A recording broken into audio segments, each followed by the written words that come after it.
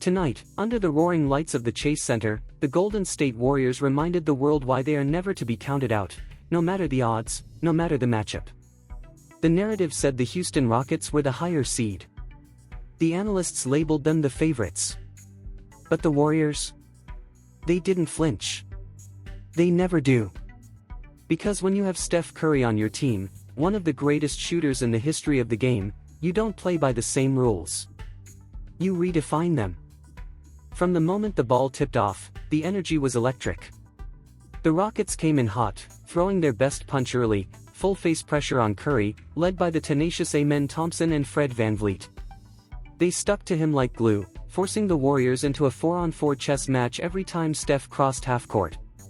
But here's the thing, when you try to cage a storm, it doesn't disappear. It just changes direction. And Steph Curry? He is that storm.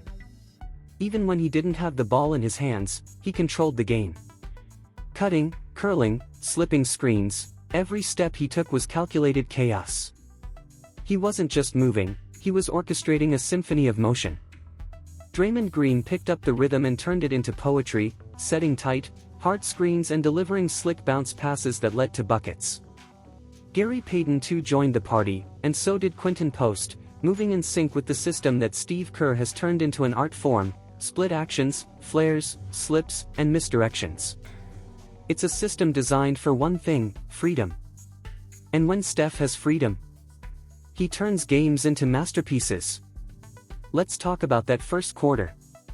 Steph hit a deep three off a pin down, then floated into the lane for a teardrop that arced like a prayer, and fell like 1-2. 2 possessions later, he curled around a screen, elevated, and buried a fadeaway three with a hand in his face.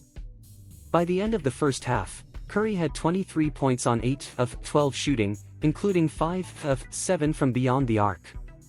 But that wasn't all. He had 4 assists and 3 rebounds, doing damage everywhere. But even when Steph sat, the Warriors didn't falter. That's what makes this team dangerous.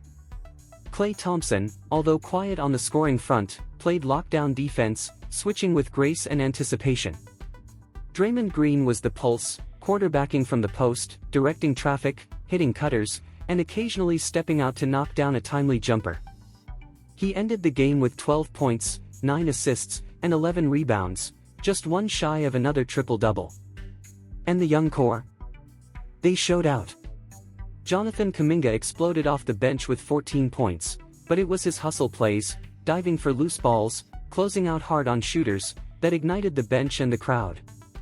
The Rockets tried to fight back, and in moments, they looked dangerous. Steven Adams, the human wall, was a problem all night in the paint.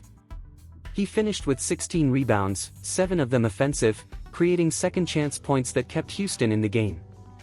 Jabari Smith Jr. added to the rebounding onslaught with 13 boards of his own and contributed 17 points on solid mid-range shooting. The size advantage was real. The Rockets were bigger, stronger, but they weren't sharper. Because hustle without purpose is just noise. And in the playoffs, noise gets silenced. The Warriors answered every run. Curry came back in the third and instantly shifted the tone. He broke free on a backdoor cut, laid it in. Then, on the very next play, used a double screen to pop out and hit another three, this one from near half-court. The crowd erupted. The Rockets looked shell-shocked. And then came the dagger.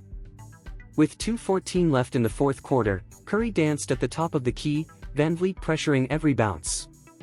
Draymond slipped a screen, rolled to the elbow, caught the pass, and without hesitation, whipped it back to Steph on the wing. One dribble, step back, bang.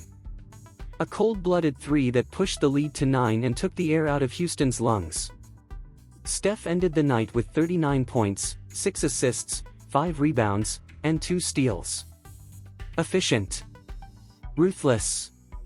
Legendary. Late-game officiating became a subplot, with missed calls on both sides, but especially a few that favored the Warriors. VanVleet looked for a foul on a critical drive with 1:03 left, no whistle. The Warriors scooped the rebound, and within seconds, Gary Payton II slammed home an emphatic dunk in transition that sealed the game and sent the crowd into a frenzy. Now, let's address the obvious: Houston has talent.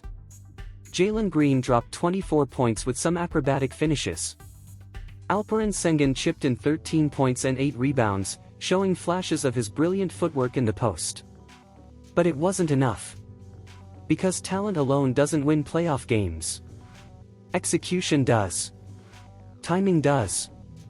And above all, experience does. That's why the Warriors are who they are. Because when it matters most, they don't panic, they perform.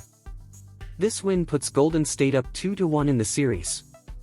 And though it's far from over, one thing is crystal clear: if the Rockets don't completely dominate the boards and clean up their offensive execution, this series won't make it to 6. Golden State doesn't just beat you, they unravel you. They expose the cracks, exploit the gaps, and then let their stars do the rest. Steph, Draymond, Clay, Gary, Kuminga. Even Moses Moody made key contributions with 2 clutch threes that halted Houston's momentum in the third. It's death by movement. Death by spacing. Death by IQ. And it all starts with Steph. He isn't just a shooter, he's gravity. He bends defenses with every step, every cut, every jab. And the Rockets learned that the hard way. Face-guarding him may take the ball out of his hands, but it doesn't take him out of the game. In fact, it opens the floodgates. Because as defenders chase Steph around the perimeter, the rest of the Warriors slice through the defense like clockwork. And Steve Kerr, the maestro behind the madness. He didn't just counter Houston's pressure, he welcomed it. Called for more split action. Called for more motion. He trusted his guys to make reads, and they delivered. This team is more than just a collection of talent. It's a living, breathing system. And that system just broke down a top-seeded Rockets squad that came in thinking they had the upper hand. Spoiler alert, they didn't. Because playoff basketball is about more than matchups on paper. It's about rhythm, grit, composure. And if you've ever watched Steph Curry smile after hitting a 35-footer, you know exactly how dangerous that kind of composure can be. Now, heading into Game 4, the Rockets are reeling.